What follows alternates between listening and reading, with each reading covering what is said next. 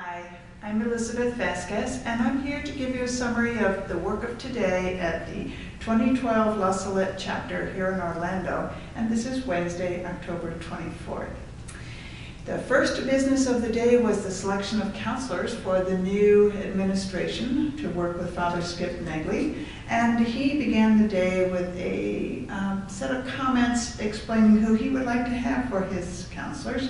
And he invited the group to consider Father Jim Hainault as vicar and Father Ted Brown as counselor. He felt that Jim brings an energy and a decisiveness and creativity to the combination and to the leadership team, and that Father Ted Brown has had recent experience for a number of years as a university chaplain, and so he brings an understanding of young people and strategies for outreach to young people and so on, so that this would be the right team from Father Skip's point of view. So he highlighted their ability to contribute to the province's leadership and to work closely with him, and expressed his confidence in the two of them. After that, the assembly, the chapter voted, and before the chapter voted, Father Jim spoke and explained how he would approach the role if he were elected as vicar, and he emphasized his willingness to travel, that he's very flexible. He can and guarantees he will be present and be part of the lives of the members of the province, and that he is really looking forward to the opportunity of working as part of Skip's team. Father Ted spoke, and he emphasized his appreciation for the trust that was being placed in him. He was very surprised to have been asked to consider the role of counselor by Father Skip, and so he expressed his interest in serving and how important it would mean to him to be part of the leadership team. So we heard from both of the candidates, and then there was the election. Father Jim was elected vicar on the first ballot, and Father Ted was elected counselor on the second ballot. So it was a very efficient election. After that, taking a break, the chapter took up the subject of the consultative body and its constitution and bylaws. And this topic was presented by Father Ron Gagne, and it's the proposed language. He was presenting proposed language to establish as a statute the current consultative body processes and structures. So this doesn't represent a change, it represents a codification of the processes that are currently the way the consultative body operates. So the group will continue to meet quarterly. They will continue to be comprised. It will continue to be comprised of the conveners in each of the regions, and so the chapter voted to adopt the proposal that Father Ron had presented to them as statute. So it is now the official statute of how the consultative body will operate. The next piece of business that was taken up was a postulatum on chapters. This is a set of proposals that was presented by Father Jack Nully, and it had been submitted by Father Jack and also Father John Higgins. The postulatum addresses the problem of the difficulty a large group has in making decisions at chapter and the limited amount of time available for doing the work of the province at chapter when most of the time is taken up by elections.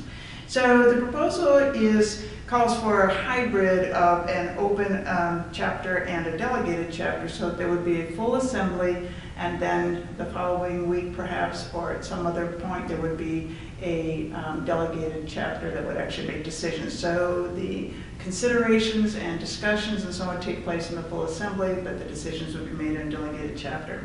The outcome of that discussion is, after a number of questions and comments, is that the idea will be turned over to the consultative body and the administration, and they will develop the proposal, take it through the regional meetings over the year, and see what comes of that.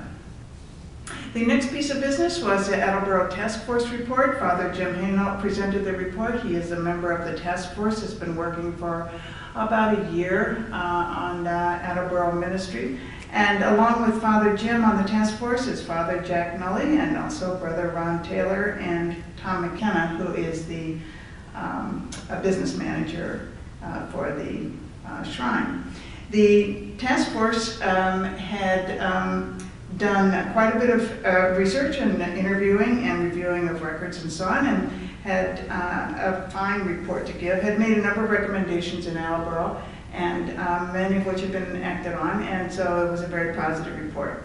Among the findings, or the reported outcomes of the work of the last year of the Attleboro ministry, is that the retreat house is now making a profit and has booked 48 of the 52 weeks coming. Those are all the weeks that are available since they're not open in certain weekends and so on, so they've booked all the weekends.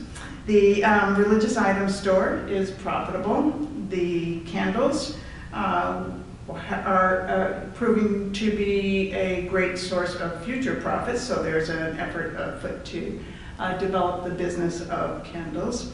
And that the bottom line is that overall sustainability, self-sustainability, is anticipated for the Attleboro Shrine and related ministries by 2014.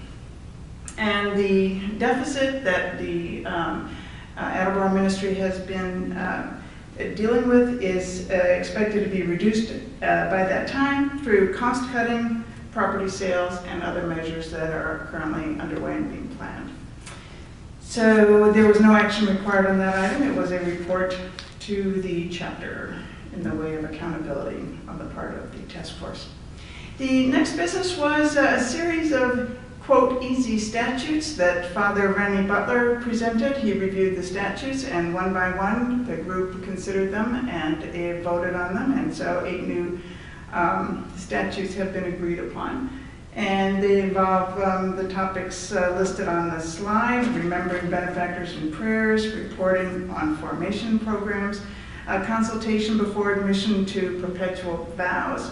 Novices in the beginning start with a community mass, and at that time will receive the rule of life. That was put into statute. The consultation ballots before chapters were addressed. How that process will work was formalized, and provisions for extraordinary chapters were formalized. So these are not new developments. These are current practices that had never been embodied in statutes, and now they are. Then the last piece of business of the day was introducing the revised consensus procedure. This will take the place of the sort of multi-step voting process that had a lot of complicating factors and was kind of a frustrating process for the members of the province over the years. And this process was also reviewed by Father Rennie Butler, and the new approach will remove all voting from the consensus process. Once it is decided by the CB that a decision will be made by consensus, it will be a true consensus. And the process for that consensus has been discussed in regional meetings, so it shouldn't be news to the La Salettes who are watching this summary. But now it has been adopted formally and replaces the old consensus process in Section E. So that was the work of today. It was a very productive day. We got through all of the business items that we had hoped to achieve today, and with a number of fine decisions were made. And tomorrow is Thursday. It's the last day of the chapter.